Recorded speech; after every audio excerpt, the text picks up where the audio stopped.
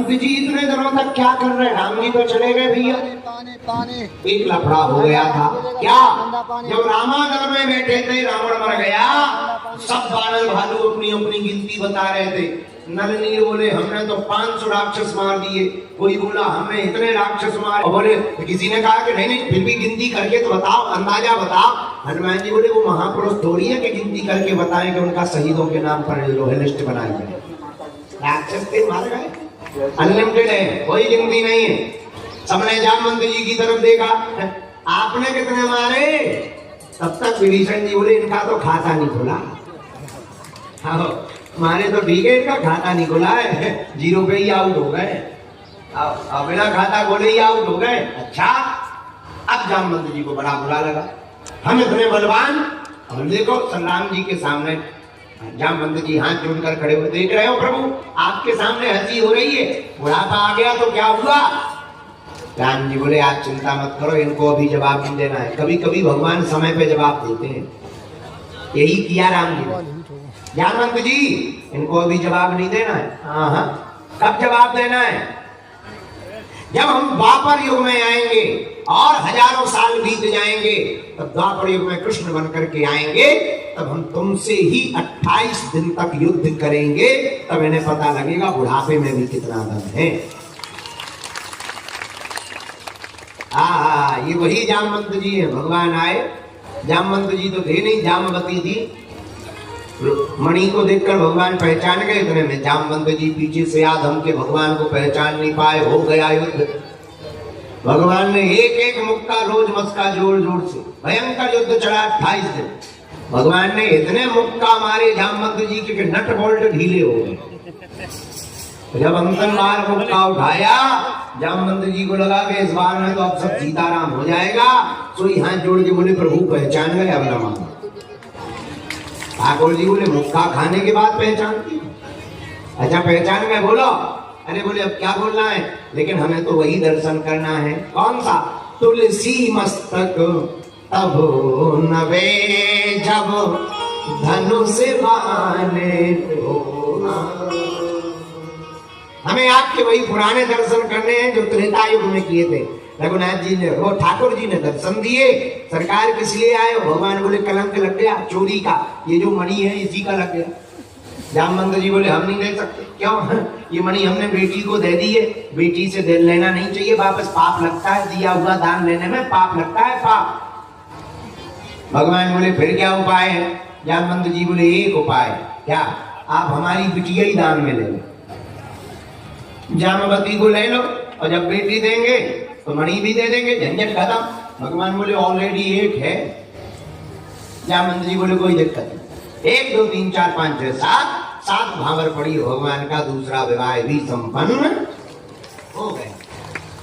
मणि लेकर के आए राजा सत्राजित के पास, ले हमारे ऊपर कलंक लगा था, देख ये तुम्हारी मणि है, भाई मर गया है, अंतिम संस्कार कर देना, ये प्रमाण पत्र रजिस्ट्री साथ में ले आए, गवाए साथ में पूरे खेल का, ये गवाए है। मगर सत्राजित बड़ा लज्जित हुआ, महाराज हमें क्षमा कर दो, भूल हो गई, आप जैसे महापुरुष के ऊपर अपराध कलंक लगवा दिया, हमें क्षमा करो। अब तो एक ही उपाय है, क्या? हमें ये मणि नहीं चाहिए। भगवान बोले तो हम क्या करें? स्वीकार करो आप। ठीक है दे आओ। ऐसे नहीं देंगे महाराज, फिर अब हमने बहुत अपराध किया है, हमारी एक बिटिया है जिसका नाम है सत्यभामा, उसके साथ आपको ब्याह करना पड़ेगा। भगवान बोले 2 हो गई, चलेगा महाराज। 1 2 3 4 5 6 7 भावर पड़ी, और तीसरा ब्याह भी भगवान का संपन्न हो गया। चलो चौथा और सुन लो जल्दी जल्दी। अहम देवस्य सवितुर्दुहितापतिं इच्छति विष्णुं वरेण्यं वरदं तपः परमं नारसिता। एक बार भगवान अर्जुन के साथ घूम रहे थे जमुना जी के किनारे। एक बहन जी बैठी थी ध्यान मुद्रा में। भगवान ने कहा अर्जुन जी जरा पूछ के दो, आप किसका ध्यान कर रही हैं, क्यों कर रही हैं, कौन है, कहां से आई हैं, कौन भगवान को पाना चाहती हैं? अर्जुन जी गए, देवी जी राम राम राम राम राम राम राम। किसका ध्यान कर रही हो? द्वारकाधीश का। किस लिए? हम उनको पति रूप में प्राप्त करना चाहते हैं। अर्जुन जी बोले कामना पूरी हो गई, भाई साहब पीछे खड़े हुए हैं, देखो मुड़ के। अर्जुन जी नजदीक आए, ठाकुर जी ने पूछा क्या बात है, किसका ध्यान कर रही है? अर्जुन जी बोले किसका करेंगे, आपका ही कर रही है। किस लिए? आपको पाने के लिए। परिचय तो पूछो। महाराज उनका नाम कालिंदी है। द्वारकाधीश भगवान गए, देवी जी तुम्हारी साधना सफल है, 1 2 3 4 5 6 7 भावर पड़ी, भगवान का चौथा ब्याह भी संपन्न हो गया। अजरा 5वां सुनो। उज्जैन के राजा थे दो, दोनों भाई थे, दोनों ही गद्दी पर बैठते थे। एक का नाम था बिंद, एक का नाम था अरविंद। इनकी एक बहन थी, उसका नाम था मित्रविंदा। दोनों ही बड़े बलशाली। दोनों ने राजनीति में लाभ लेने के लिए विचार किया कि अपनी बहन सुंदर मित्रविंदा का विवाह दुर्योधन से करवाएंगे। लेकिन स्वयंवर का जमाना था, सब राजाओं को बुला दिया कि जिसके गले में हमारी बहन माला डालेगी उसी से ब्याह होगा। पर बहन के कान में कह दिया सुन, दुर्योधन के गले में माला डाल दी। जब सब लोग आए तो द्वारकाधीश भी आ गए, देखने ही आ गए। वो आए थे देखने, मित्रविंदा जी तो उनके नाम की ही माला जप रही थी। जहाँ द्वारकाधीश को देखा तो भाइयों की तरफ उन्होंने मुंह टेढ़ा किया। अब जो होगा सो देखा जाएगा, और तुरंत ठाकुर जी के गले में माला डाल दी। तो भगवान का 5वां ब्याह भी संपन्न हो गया। जरा छठवां सुनो। एक राजा थे कौशल नरेश नग्नजित, जिनकी बेटी का नाम था सत्या देवी। क्या नाम था? राजा बड़ा ही बलवान, तो बैलों का बड़ा शौकीन था। खूब बैल रख रखे थे अपने कैंपस में, अपनी जगह पर। 7 बड़े वरिष्ठ बैल थे। राजा ने प्रतिज्ञा ली, जो भी बलवान पुरुष एक ही रस्सी से 7 बैलों को बांध देगा उसी से हम अपनी बेटी का ब्याह करवाएंगे। सत्या का बड़े बड़े पहलवान शादी के चक्कर में गए। ज्यादातर लोग तो शादी के चक्कर में ही बर्बाद होते हैं, बोलो सीताराम। बड़े बड़े पहलवान शादी के चक्कर में गए। काऊ को पेट फट गो, काऊ को हाथ टूट गो, काऊ को घोड़ो टूट गो, काऊ की खपड़िया फूट गई। पर एक रस्सी में 7 बैलों को नहीं बांध पाए। भगवान को पता लगा तो बड़ा खतरनाक केस है। भगवान को ऐसे कार्य करने में बड़ा आनंद आता है। ठाकुर जी पहुंच गए, बोले भैया लाओ रस्सी। रस्सी ली, एक क्षण में 7 रूप ठाकुर जी ने बनाए। कोई देख ही नहीं पाया। का होना लखा रहे सब ठाड़े, कोई देख ही नहीं पाया। एक ही रस्सी में 7 बैलों को बांध दिया। भगवान बोले चलो होने दो। 1 2 3 4 5 6 7 भावने पड़ी। तो ठाकुर जी का 6वां ब्याह भी संपन्न हो गया। बोलो तुम भाई राजा सरकार की। 7वां बसदेव जी की छोटी बहन नाम सुकीर्ति भगवान से बड़ा प्रेम करती।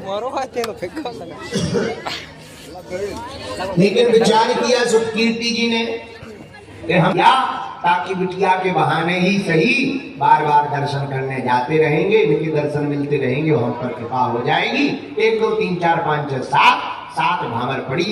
ये भगवान का 7वां ब्याह भी संपन्न हो गया। 8वां और सुन लो। मध्य देश के राजा थे, उनकी बेटी का नाम था लक्ष्मणा। अच्छा, पुराने जमाने के राजा भी बड़े विचित्र होते थे। बताओ, ब्याह की ऐसी शर्तें रखते थे, आज के जमाने में रखते तो शायद एक भी ब्याह ना हो पाता। तो ये राजा ने शर्त रखी कि जो भी घूमती हुई मछली की आंख में तीर के द्वारा निशाना लगाएगा, नीचे प्रतिबिंब देखकर, वही हमारी बेटी से ब्याह करेगा। अब मछली की आंख में तीर मारना है, वो भी प्रतिबिंब देखकर। बड़े बड़े राजा आए, नीचे देखे मछली घूम रही, कहूँ पेट में लगे, कहूँ पूंछ में लगे, कहूँ मुंह में लगे। मछली भी इतनी छिद गई कि वो बोली अब आँख ही में लगाओ। बाहर में गए, अब बाहर में गया, आँख ही में लगाओ, पर जल्दी करो। अब बताओ ब्याह किसी का, और बेचारी छिद रही मछली। क्या बोलो श्री राम जय राम। भगवान को पता लगा। भगवान बोले चिंता मत करो, हम जा रहे। ठाकुर जी गए, ऐसा निशाना लगाया एक ही बार में, आंखी में लक्ष्य।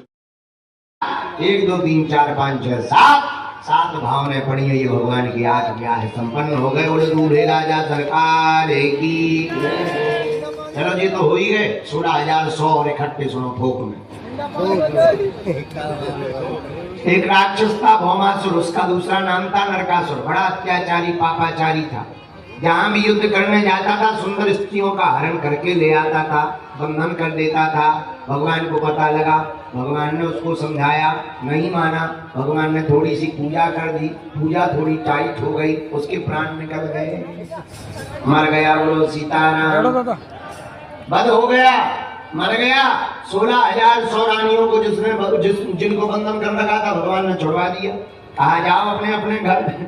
तो सब भगवान के पीछे पड़ गए। बोले कहाँ जाए, हम पे लग गया कलंक, बंधन में रहने का कलंक लग गया है। पति स्वीकार नहीं करेंगे, पिता भी स्वीकार नहीं करेंगे। ठाकुर जी दो ही रास्ते बचे। भगवान बोले वो ही बता, एक या तो हम मर जाएं, दूसरा या आप स्वीकार कर लो। भगवान बोले अच्छी आफत, एक तो तुम्हें जेल से छुड़वाएं, कारागृह में बंधन में थी तो तुम्हें हमने बंधन से छुड़वाया, अब ऊपर से अपने गले में घंटी डलवाए। क्या गजब का जमाना है। कोई बात नहीं, मरो रोना भाड़ में गया, भगवान तो भगवान है। चलो आओ, 1 2 3 4 5 6 7 भामर पड़ी हो भगवान के 16,108 ब्याह हो गए। द्वारकाधीश भगवान की खूब लंबा चौड़ा परिवार है। 1,61,080 बेटा है, 16,108 बेटियां हैं। खूब विशाल परिवार है ठाकुर जी का। भगवान का क्या कहना है, उनकी तो लीला अद्भुत है। आगे बहुत से निर्गोपाख्यान भागवत में आया। निर्गोपाख्यान के साथ साथ एक भाव सुना लेते हैं। मेरा भाई सत्यम का है, हमें घड़ी दिखाते रहना, जितने बजे भी हमको हमें बता देना कि कब उठना है, क्योंकि फिर हमारा इंजन गर्म होता है, हम भूल जाते हैं। तो तुम सामने खड़े हो गए, हमें कर देना बस, उसी हिसाब से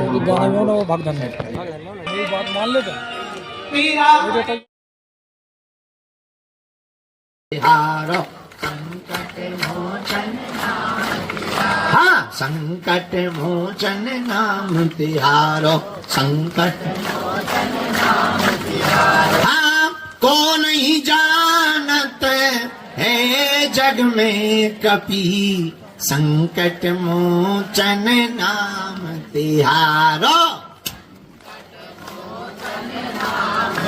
और हम लोगों के पास संकट है, हनुमान जी का नाम क्या है?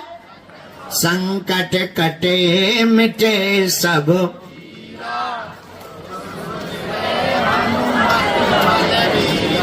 तो हनुमान जी संकट मोचन है। एक बात हम तुम्हें पते की बता दें, फिर दरबार शुरू करें। बात यह है, हमारा उद्देश्य पर्चा बनाना, चमत्कार दिखाना, भीड़ जुटाना नहीं है। हमारा उद्देश्य मानव जाति को जगाना है। अब पूछो कैसा जगाना? पूछो। तुम सदा ये विचार करते हो कि कोई दूसरा भजन करेगा, कोई बाबा भभूति दे देगा, नारियल दे देगा तो तुम्हारा भला हो जाएगा। सच ये है, तुमसे ही हम पूछते कि कोई दूसरा आदमी भोजन करे, क्या तुम्हारा पेट भरेगा? अच्छा, भिक्षा मांगकर तुम कितने दिन पेट भर पाओ? एक ना एक दिन तो खुद ही कुछ करना पड़ेगा। उसी प्रकार तुम हमारे पास कब तक आओगे? दरबारों में कब तक जाओगे? कब तक तुम भटकोगे? कब तक तुम धक्के खाओगे? कब तक तुम अर्जी लगाओगे? कब तक तुम पर्चे बनवाओगे? कब तक तुम पेशियां करोगे? कब तक तुम गुरुओं को खोजोगे? कब तक तुम धामों को खोजोगे? कब तक तुम शक्तियों को खोजे हुए? इसलिए हमने एक निर्णय लिया है, हमें भारत के लोगों को भगाना नहीं है, भारत के लोगों को जगाना है। और ऐसा जगाना है कि खुद के दीपक स्वयं बन जावे। आप दूसरों के उजाले में कब तक जियोगे? खुद की लाइट लगानी पड़ेगी। और अगर तुम चाहते हो कि तुम्हें दरबारों में ना भटकना पड़े, तुम चाहते हो तुम्हें तांत्रिक मांत्रिकों के चक्रों में ना पड़ना पड़े, तुम चाहते हो कि तुम्हारे पास अगर समस्या आए तो तुम समाधान पा जाओ, उसका एक ही उपाय है, तुम हमारे चक्कर में ना पड़ो, हमारे बागेश्वर बालाजी के चक्कर में पड़ो। क्यों? आप अगर हनुमान जी की साधना करोगे, आप अगर हनुमान जी के साधक बन जाओगे, तो आपकी पीढ़ी दर पीढ़ी दरबारों में नहीं भटकेगी। अच्छा, आज तो हमें, कल मान लो भगवान की लीला है, सब आना जाना लगा रहता है, कल मान लो हम नहीं भय, फिर क्या करोगे? फिर तुम कोई नया बाबा बनाओ, फिर नया गुरु बनाओ, फिर तुम नए दरबारों में जाओगे। एक काम करो, हम तुम्हें एक ऐसा उपाय दे देते हैं कि तुम जहां रहोगे वहीं दरबार रहेगा। तुम्हारी आने वाली पीढ़ी दर पीढ़ी के लिए समाधान मिल जाएगा। तुम्हारे पास समस्या आएगी, हाँ, लेकिन उस साधना को लेने के बाद इसका मतलब ये नहीं कि ये हम तुम्हें उपाय बता दें तो तुम कल से ही दरबार ठोकने लगो। तुम दूसरों की मन की बात बता पाओ या ना बता पाओ, पर अपने मन के उत्तर जरूर जान पाओगे। तुम दूसरों की समस्या समाधान नहीं कर पाओगे, पर खुद की समस्याओं से घबराओगे नहीं, क्योंकि तुम्हें ये पक्का भरोसा होगा कि अगर समस्या है तो समाधान भी हमारे बालाजी यहीं बगल में खड़ी होंगे। पूछो उसका उपाय क्या? क्या तुम दरबारों में भटकना चाहते? क्या तुम इंतजार दरबारों में करना चाहते? क्या तुम अंधविश्वास में पड़ना चाहते? बोलो नहीं। क्या तुम दरबारों में कहीं धक्के मुक्के खाना चाहते? जरा हाथ उठा के बोलो। नहीं चाहते? कौन कौन नहीं चाहता? जरा हाथ उठाओ। चलो हाथ नीचे कर लो, पीटने के काम आएंगे। सुनो हमारी एक उपाय करना। क्या? हम तुम्हें 3 बीज मंत्र बता देते हैं। बालाजी का चित्र रखना, एक दीपक जलाना, यह बीज मंत्र बोलना ज्वर स्वर ऊंचे स्वर से, रात्रि काल में या प्रातः काल ब्रह्म मुहूर्त में। ओ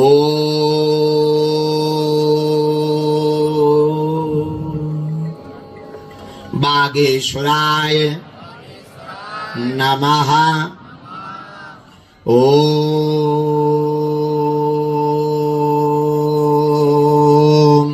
हम हनुमते नमः। ओम सन्यासी देवाय नमः। इन तीनों बीज मंत्रों का जाप करना प्रारंभ कर दो। महीने 2 महीने में, जब समय मिले 6 महीने में, 1 वर्ष में भी एक बार तुम बालाजी के दर्शन की पेशी करना प्रारंभ कर दो। और पेशी की गिनती नहीं करनी है, विनती करनी है। हम तुम्हें वचन देकर के कहते हैं, तुम्हारी जिंदगी तो छोड़ो, तुम्हारी आने वाली पीढ़ियों को भी कभी दरबारों में नहीं भटकना पड़ेगा। लेकिन तुम हो बदमाश, तुमको चाहिए ऐसा भगवान के मुंह में नारियल डाले, हाथ में फूट के निकले आए।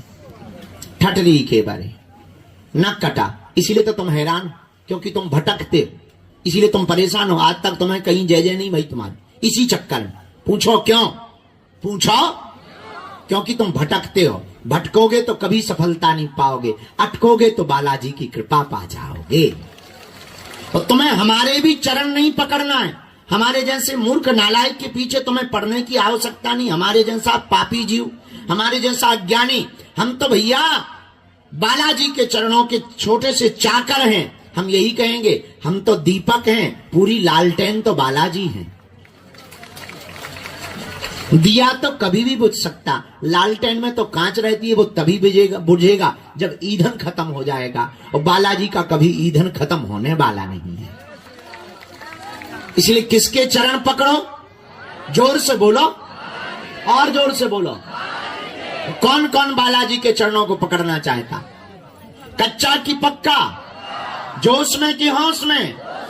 1-2 दिन के लिए या जिंदगी भर के लिए? पक्का पक्का पक्का? सोच लो। तो जाओ, हम भी वचन दे रहे, आज से तुम्हारी समस्याएं तुम्हारी नहीं है, हमारे बागेश्वर बालाजी की हैं। आप लहसुन प्याज मांस मंदरा बंद करके पेशी करना प्रारंभ कर दो। जाओ, तुम्हारी जय जय ना हो जाए तो कहना। लेकिन कुछ पाने के लिए कुछ खोना तो पड़ता है, पर बालाजी की कृपा पाने के लिए कुछ खोना नहीं पड़ता, बालाजी का होना पड़ता है। तो किसके हो जाओ? जोर से बोलो। इतने के बाद भी तुम नहीं जगोगे तो ये अच्छा ऐसे समझो, क्या हनुमान जी से बड़ा है कोई? बोलो। ये जो ले ले भभूति, क्या ये हनुमान जी से बड़े हैं? बोलिए, हनुमान जी से बड़ा कोई है? चलो नहीं है। तो जब हनुमान जी के धाम पर बालाजी जहां प्रकट भय, बागेश्वर हो, मेहंदीपुर हो, सालासर हो, तुम इन चरणों से जुड़ गए बागेश्वर बालाजी से, और यहां काम ना हो तो क्या भूतों के पास जाके काम होंगे? चादर चढ़ाने से काम होगा? फादर बदलने से काम होगा? बोला बोला। जब नहीं होगा तो काय को भटकना, जब भी इनके चरणों में जाया करो, कह दिया करो तुम हमारे और हम तुम्हारे। उसके बाद तुम्हें कभी भी दरबारों में नहीं भटकना पड़ेगा। हाँ, आज तक कितने लोग दरबारों में भटके? जरा हाथ उठाओ। कई दरबार गए? अच्छा, कई दरबार कितने लोग गए? कई दरबार घूमे यार, बहुत अच्छा है। हाथ नीचे करो, बहुत हाथ नीचे करो, पड़ोसी को पीटने के काम है। अब ये बताओ, आज तक तुम्हें कुछ हाथ लगा है? बोलो। जब नहीं लगा तो इते काय पबरी है? जब कहीं ठिकाने नहीं लगे तो हमारे पास क्या हलवा ठिकाने लगो? लेकिन अब आ गए, एक काम करना, तुम हमारे पीछे, तुम्हारी एक ही भूल है कि तुम भगवान से ज्यादा पुजारी को मानते हो। मंदिर की मूर्ति से ज्यादा तुम पुजारी के पूजक हो जाते हो, इसलिए धोखा खाते हो। इसलिए हम तुमको जगाने आए हैं, तुम्हें हमारे चरण नहीं पकड़ना, हमारे बालाजी के चरणों को पकड़ना है। बोलो सीताराम, जोर से बोलो। तो कौन कौन जीवन भर बालाजी को मानेगा? पक्का कि कच्चा? जोश में कि होश में? एक दो दिन के लिए या जिंदगी भर के लिए? पक्का पक्का। जाओ, हम भी वचन दे रहे, आज से तुम्हारी समस्याएं तुम्हारी नहीं है, हमारे बागेश्वर बालाजी की है। और 3 काम करना, लहसुन प्याज मांस मंदरा बंद करके तुम पेशी करना प्रारंभ कर देना। दूसरा काम, ओम बागेश्वराय इस मंत्र का जाप करना प्रारंभ कर देना। और तीसरा काम, जब भी इनकी शरण में आया करो, इनसे कह दिया करो तुम हमारे और हम तुम्हारे।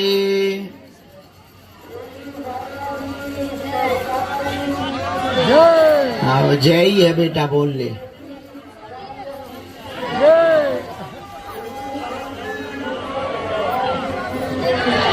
जय बागेश्वर गुरु जी की।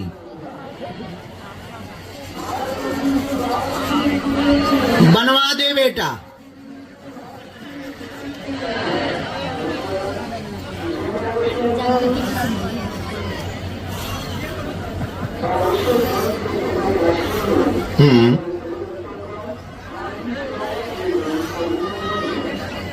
बेटा हम कम पढ़ रहे थे का?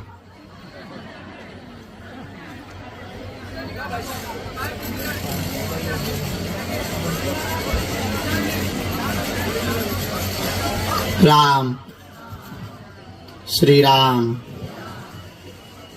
नहीं भैया, अभी कुछ नहीं।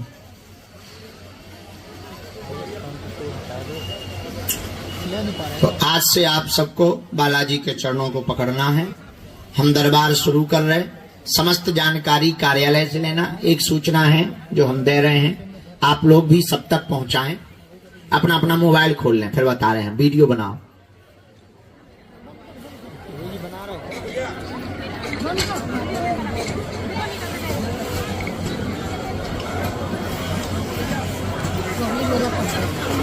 बनाने को बोला, बंद करने को नहीं बोला।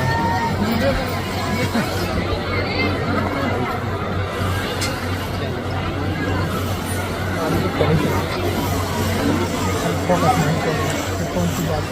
हाँ जी ये बात बता रहे निकाल लिया। एक सूचना हमारी जन जन तक आप भेज दीजिएगा, पहुंचा दीजिए। पहली सूचना तो ये है, हमारे नाम की फेक आईडी बनाकर लोग पैसा लेते हैं। बागेश्वर धाम से वीडियो कॉल करवा देंगे, वॉइस कॉल करवा देंगे, ऑनलाइन अर्जी लगवा देंगे। ये सब झूठ और प्रपंच है। किसी भी प्रकार की ऑनलाइन वीडियो कॉल या वॉइस कॉल नहीं होती, न धाम के द्वारा की जाती, उनमें नहीं पड़ना। दूसरी सूचना, 21 नवंबर से 30 नवंबर तक हम भारत के लोगों के लिए और भारतीय हिंदुओं को जगाने के लिए 160 किलोमीटर की बागेश्वर धाम से ओरछा तक की पद यात्रा कर रही है। उसका नाम है हिंदू एकता पद यात्रा। हमने समझ लिया कि हवाई जहाज से और ट्रेनों से सनातन धर्म नहीं बचना है। हिंदुओं को एक करने के लिए जो हमारे पास आ नहीं पाते, यहाँ दरबार में भीड़ के कारण हम मिल नहीं पाते, उन गांव के बिछड़े पिछड़े लोगों को, हिंदुओं को हम गले लगाकर हिंदू एकता का नारा पूरे विश्व में पहुंचाएंगे। तो 10 दिन तक हम पैदल चलेंगे, 160 किलोमीटर, 21 नवंबर से 30 नवंबर तक। और पूरे देश का यह व्यापी मुद्दा होगा। हिंदुओं के लिए हमने संकल्प लिया, जात पात और भेदभाव को जड़ से हमें मिटाना है, क्योंकि हमें भारत भव्य बनाना है, हमें भारत भव्य बनाना है। जात पात की दीवारों को मिटाने के लिए अब हम घर से बाहर निकल रहे। हमने समझ लिया ये राजनेता से